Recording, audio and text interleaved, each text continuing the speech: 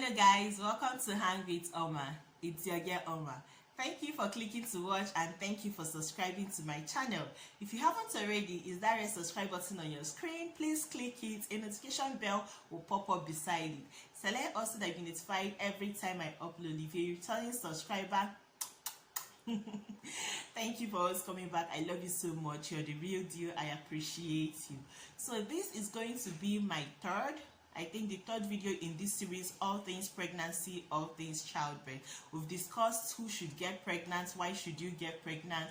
We've discussed symptoms, stages of pregnancy. We've discussed a lot of things. I'm going to link all those videos, like the first 3 videos, in the description box. Please check it out so that you will follow up in what we are talking about so far.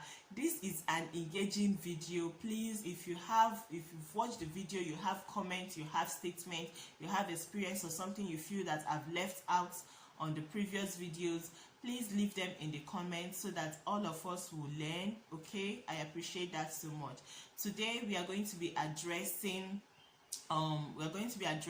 childbirth and common questions that you might want to ask your guy. Now let's just get into the video.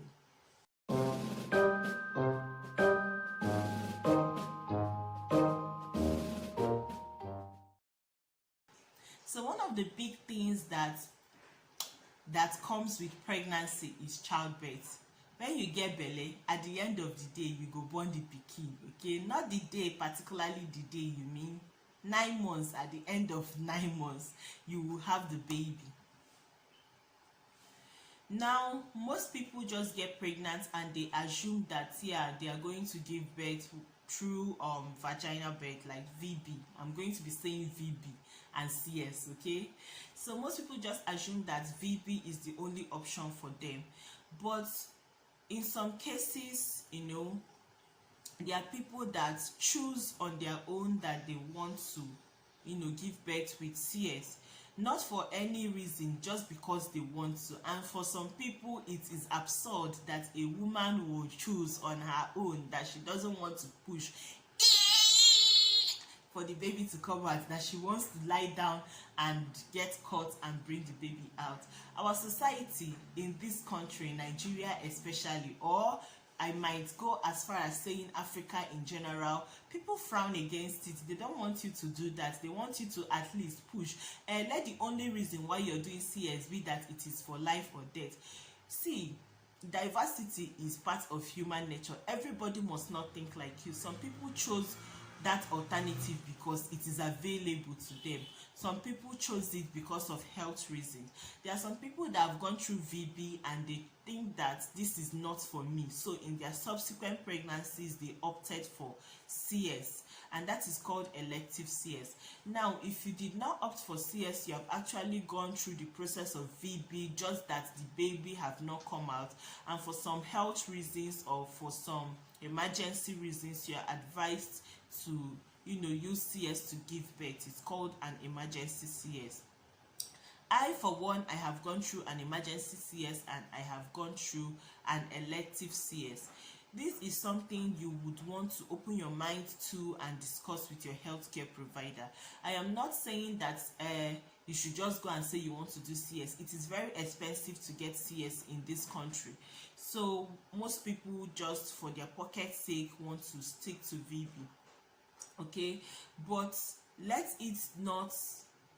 your mind not be revolving around VB alone, because you might at the end of the day have to get through CS.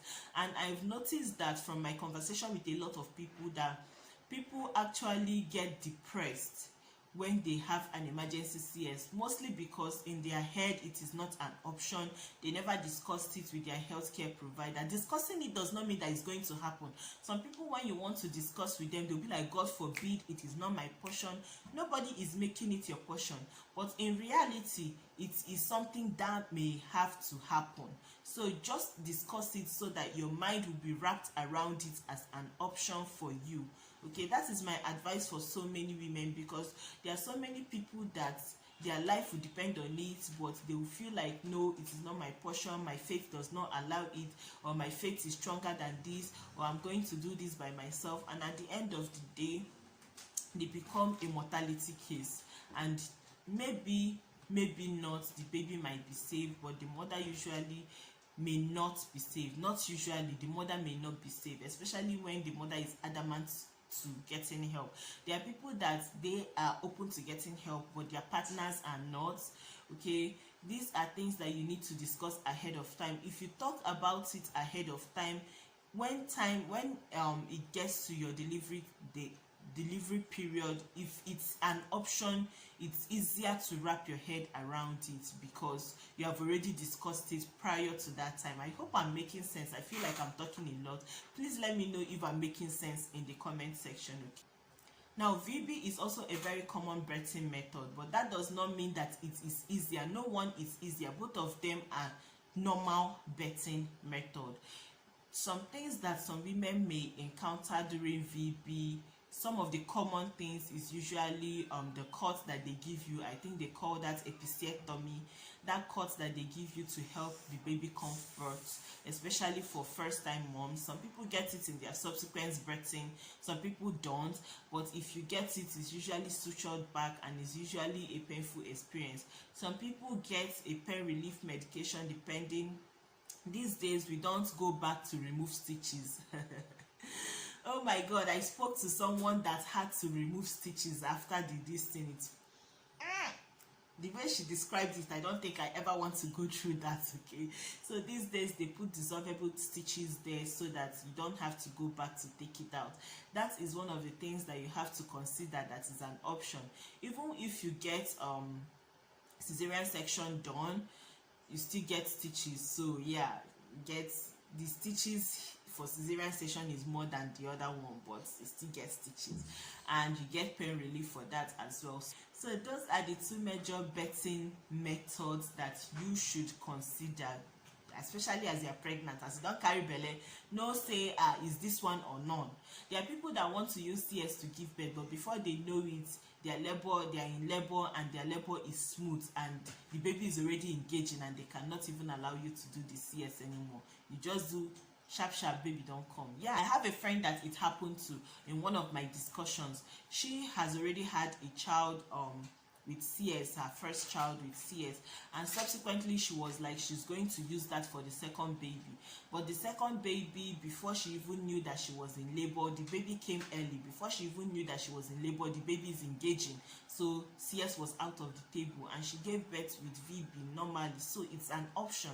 Okay, do not close off your mind to a particular birthing option. That is my advice. Common things you might want to discuss with your gyna, your birthing method. There are some people that want to do home birthing, especially people outside the country. I don't know anybody in Nigeria that wants to do home birthing. In Nigeria, just carry yourself and go to the hospital. Okay, don't even try it. People outside the country might want to do home birthing. You want to research the method of home birthing that you're opting for and make sure that everything you need for a smooth home birth is in place. Make sure that the person giving you the home birth experience, your midwife or whoever that is giving you that home birth experience, is somebody qualified to do so. And also make sure that you have emergency contacts of hospital should in case the need arises. Okay, other things you might want to discuss, any of your concerns, sporting, any concern about nursing, any concern about immediately after childbirth care, any concern about jaundice, all those things, write it down and ask your gynecologist, OBGYN or healthcare provider. Most people go online to research information. That is great, but that does not mean that if it's something that you're very heavily concerned about, that you should not ask your healthcare provider. Asking questions when you're pregnant, even for the dumbest thing, is allowed. Okay, that silly question might be something that will save your life. Okay, thank you so very much for watching, guys. I believe that this brings us to the end of this series. I will make one more video in this series and that will be question and answer. So if you have questions about this, or if you have experiences about this, or you feel that there is something that I did not talk about, please put them in the comment section so that the next video that will be coming up will be addressing all of our concerns and be answering all of our questions. I appreciate you guys so much for involving and engaging in this series. This is my very first series and I am proud to say that it is a success. Okay, thank you so very much, guys. For all my new subscribers, I love you guys so much. so amazing.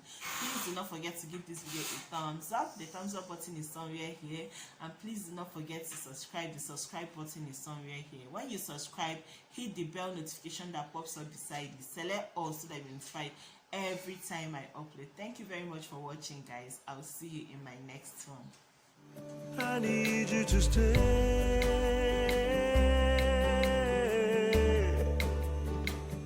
I need you to stay.